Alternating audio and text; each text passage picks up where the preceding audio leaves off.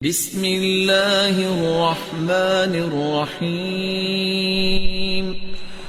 آپ صلی اللہ علیہ وآلہ وسلم جب رمضان المبارک کا آخری عشرہ شروع ہو جاتا اپنی کمر کس لیتے اور ان راتوں کو جاگ کے گزارتے اور اپنے گھر والوں کو بھی اٹھایا کرتے، بیدار کیا کرتے۔ سیدہ عائشہ رضی اللہ تعالی عنہا فرماتی ہیں آپ رمضان المبارک کے آخری عشرے میں جتنی عبادت میں کوشش کرتے سال کے کسی دنوں میں یا کسی راتوں میں اتنی عبادت نہ کرتے۔ ہمیں ان 10 دنوں میں جو کام کرنے ہیں ان میں سب سے پہلا کام یہ ہے کہ ہمیں اللہ کے رسول صلی اللہ علیہ وآلہ وسلم کی سنت سمجھ کر اور آپ کا حکم سمجھ کر لیلۃ القدر کی تلاش کرنی چاہیے۔ لیلۃ القدر جس رات میں اللہ نے قرآن کو نازل کیا، جو برکتوں سے لبریز رات ہے، مالک الملک نے اس کی عظمت میں پوری صورت ہی اتار دی۔ 1000 مہینے سے افضل یہ رات ہے۔ اس رات کو اللہ فیصلے کرتے ہیں کس کو کیا ملنا ہے، اس لیے اچھے فیصلے کروانے کے لیے التجائیں کرنی چاہیے۔ یہ وہ لیلۃ القدر جس کی تلاش ایک مسلمان کو کرنی چاہیے۔ رسول اللہ صلی اللہ علیہ وآلہ وسلم کے صحابہ، پھر تابعین، پھر سلف صالحین تیاری کیسے کرتے؟ آپ کو پہلا کام یہ کرنا چاہیے کہ ہر روز اپنے آپ کو ایکٹیو کرنے کے لیے رات شروع ہوتے وقت ہی غسل کر لیں۔ سلف صالحین ہر رات کو غسل کیا کرتے اور ان میں سے ایسے بھی تھے جو صرف غسل نہ کرتے بلکہ خوشبو لگاتے، اس امید سے کہ اللہ کے نورانی اور مقدس فرشتوں نے آنا ہے، تو ہمیں ایسی حالت میں ہونا چاہیے کہ ان کو کوئی تکلیف نہ ہو۔ غسل کرنے کے بعد دوسرا طریقہ، اس رات کثرت سے قرآن مجید کی تلاوت کی جائے، جیسا کہ سلف صالحین ایسا ہی کیا کرتے۔ اور تیسرا کام، اس رات کو کثرت سے دعا کی جائے۔ اس لیے سفیان ثوری کہا کرتے تھے کہ اس رات کثرت سے دعا کرنا کثرت نوافل سے مجھے زیادہ اچھا لگتا ہے۔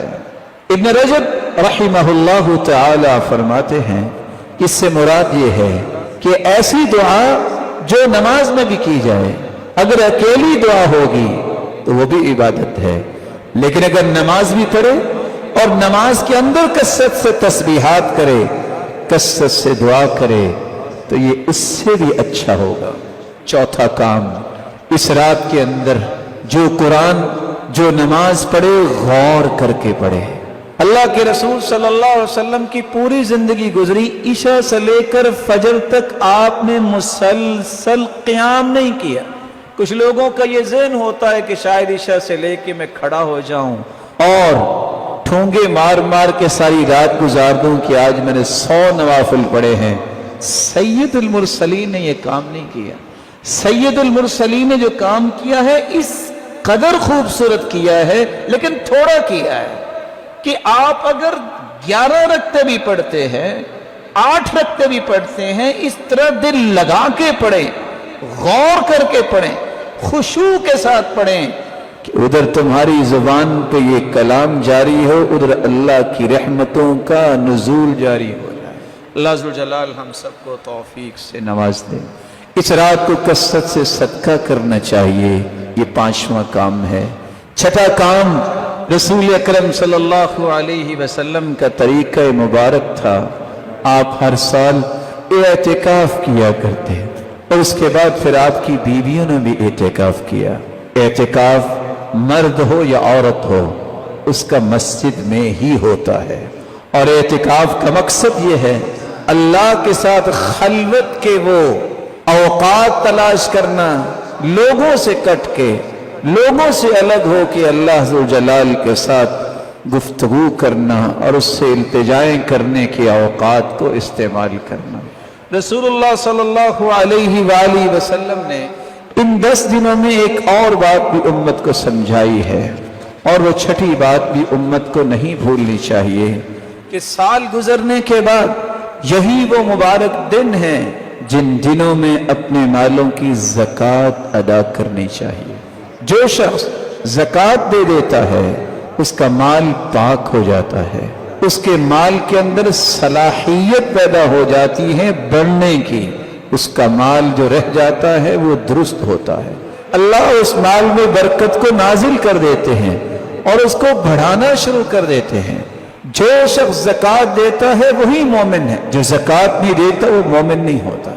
बल्कि कहा सच्चा मोमिन वो है जो ज़कात देता है। रसूलुल्लाह सल्लल्लाहु अलैहि वसल्लम पर कुरान नाजिल होता है।